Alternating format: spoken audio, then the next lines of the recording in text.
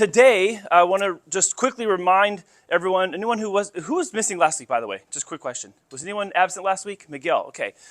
Okay, so last week we had our director, Ray, here, and he was talking with us about our goals. So we had it wasn't our regular agenda, we had our goal planning meeting, and we went over what it is we're trying to accomplish this chapter. So today, I'm going to talk about becoming 45. Mark was just saying that our long-term vision is being a chapter of 45 members, of achieving a $3.5 million closed business. Raise your hand if you join BNI to get more business.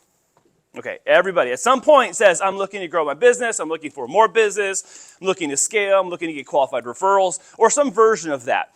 So in becoming 45, we have to do something different than what was becoming 28. The roster in front of you represents the 28 members of our chapter currently. So some of what I'm talking about today is based off of the BNI Podcast 47, which came out last week with Alex Terranova, who is a professional action coach here in San Diego. So his business is business coaching. He's a member of BNI San Diego, and he was the guest on last week's BNI San Diego Podcast. So currently, where we're at is we're at a group of 28, and what we're doing has brought us to that point. Anybody disagree with that? What we're currently doing has brought us to this point. Not unlike wherever we're at with our business journey, weight loss journey, building muscle and tone journey, having better nutrition journey, sleeping journey, whatever it might be that we're trying to accelerate or grow or be, let's say, more efficient or better at, what has got us here is what's got us here. Now, as for retention, you remember Ray told us that we're outpacing the region. Well, he kind of didn't say that, but that's what the takeaway was, is the region has, let's say, a mild attrition, which is like a net zero or net negative 0.5 growth per month, but we're actually holding and maintaining our position and looking to advance our position. So we need net one growth of net one new member per month for us to achieve our goal of 45 by November of 2025. So our consistency of attendance is a great contributor to that, in addition to our inviting visitors. And we can do that all by the power of one. So if you got Mark's email yesterday, you saw that 9 members increased last month in their power of one scoring. So good job, everybody. For those of you who went up 5 points or 10 points or 15 points, visitors and guests, we have a metric called the power of one where we measure chapter activities inside and outside the meeting that give each member a scoring rank. Member for myself, for me versus me, not me versus Mark and me versus Ramses and me versus Andrew, me versus me. What I have been doing, what I'm looking to do, and where am I ranking in that structure. So 9 members of our 28 increased last month, which is actually a really large percentage of our chapter roster, which is great. And then obviously the point here I'm trying to make to you guys is that what got us here won't get us there. And next slide, Mark. And we're going to have to do some things different, which is what we talked about. What we talked about last week with Ray, we even had some side discussions about what some of those things are. So the question today that I have for you, and a couple of you, if you want to chime in, that would be great. And if you don't want to, just you can answer for yourself on your paper. But who do we need to be to reach 45? If what we're doing right now gets us to 28, keeps us at 28, that's cool. What's going to get us to 45? What do we have to change? Do we have to leave the house 5 minutes earlier to be here at 6:45 instead of 6:58? Do we have to do one extra one-to-one a month? A little more CEUs? One extra referral? Or just give that little extra attempt to invite somebody else? So some of what I heard last week is that we have some material challenges, like, we're competing with people taking their kids to school, or the day of the week doesn't work for their schedule and when they're assigned to be places. Well, there's chapter meetings that meet on Tuesday and Thursday and Friday, Wednesday. There's lunch chapters. So even if they can't be here with us, maybe they can be somewhere else. We can also help grow the region that way as well, even if it doesn't directly benefit us in our room. So what attitudes do we have to adopt to grow to be 45 members as a group? And you can also apply this same thing to your business. We're doing $1 million of sales. Cool. What do I have to do as a person to get to $1.5 million? What kind of leader do I have to be? What kind of new sales tactics do I have to employ?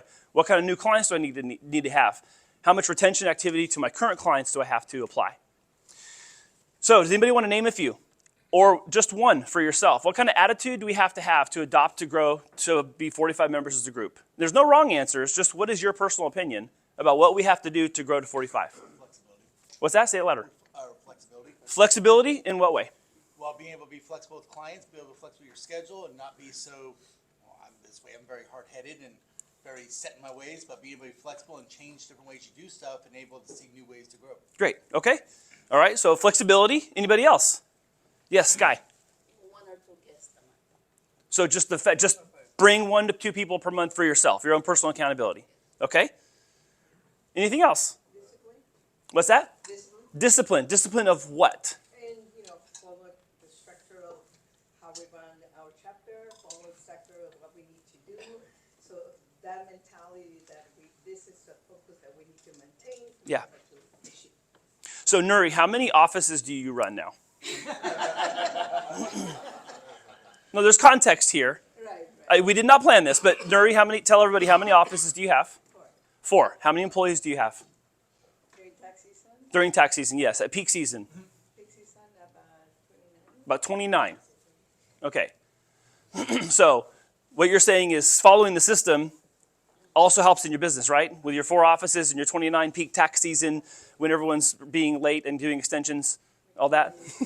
Right. So you're hearing it from Nuri, who has this size of a room of employees during tax. Look around the room. This is how many people Nuri has on her team during peak tax season, right?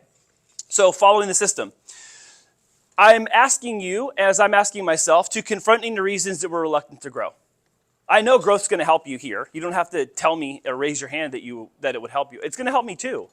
You're all looking for more referrals, right? We cannot be ashamed of that. I know we adopt the attitude of givers gain. We're here to give, and by giving, we also gain. But at the same time, you're spending Wednesday morning time and money and attention here versus something else. So I know you're expecting something from here just as I am. So whatever it is that is standing in the way, whether it's your flexibility or being rigid, or it's I'm not following the system as well as I could, but I should, or something else, whatever that reason is that you may feel reluctant to grow, I'm asking you to personally challenge yourself out of that as we go into growth season. Last slide, Mark, and then let's close this up. So the lowest common denominator for yourself, again, this is you. We're thinking of the chapter, but what is it that you are going to do in this new season of May and June when we're going for growth? What we may require something from us that we need to do, but may not want to do. In the example of podcast 47, it's going to the gym. I may not want to go to the gym, but I'm going to love the outcome of the gym. I may not want to invite visitors and guests, but I'm going to love the outcome. And you also remember, we don't know what impact this might have in people's lives when they come here, what they're looking for, what they're trying to grow. Think about yourself when you were here, maybe silently having a challenge in the marketplace, and then you got a 10, 20, 30% bump of revenue because of BNI. And we've talked about that before too. For some of us in this room, BNI represents 25% of our annual revenue, or 20. That's plenty to go, this is worth it. So what's worth having is worth doing. And for yourself, for your own least common denominator, what's the thing you need to do? And if it's not on this, that's fine. I just wrote a couple. If you have to write yourself a note on a Post-it, write the note. If you have to make a cell phone reminder or have an accountability partner or some entirely new habit altogether, what I'm imploring you to do is to choose whichever hard is going to work for you and do that. All these things I kind of consolidated from the 22 or 23-minute conversation of podcast 47. So I will email that to everybody today. If you didn't already watch it, I'm going to ask you to watch it and then saturate what does that mean for me as a chapter member, and then which elements of this can I also apply into my own company or my own business. As we're going to BNI chapter growth season, what kind of business growth season can I also enter by doing one of these lowest common denominators for yourself? We're going to have to choose our hard. We're either going to have to deal with the difficulty of staying at 28 and missing our targets and our goals, or we're going to have to choose the hard of working towards 45 and then being able to celebrate that. All right? Cool. Thank you.